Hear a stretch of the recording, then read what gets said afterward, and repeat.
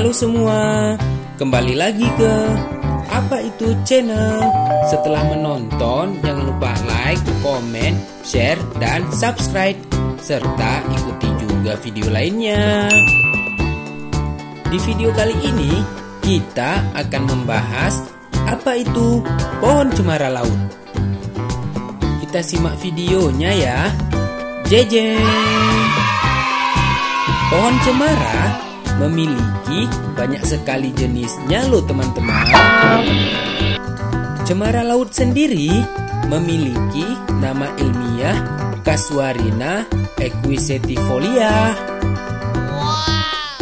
Cemara laut sendiri memiliki banyak sebutan dalam bahasa Inggris loh. Salah satunya Australian pine. Casuarina sendiri merupakan bahasa Latin dari casuari loh, yang mengacu kepada burung kasuari dari Australia.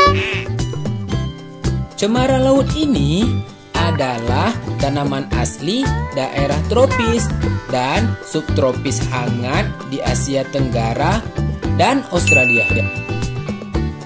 Penyebaran pohon cemara laut sendiri mulai dari Australia Utara sampai Malaysia, Myanmar Selatan, Thailand, Melanesia, dan Polinesia.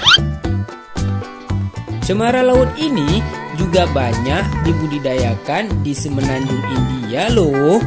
Saat ini cemara laut juga sudah dapat kita jumpai di wilayah Eropa seperti Prancis, Italia, dan Rumania.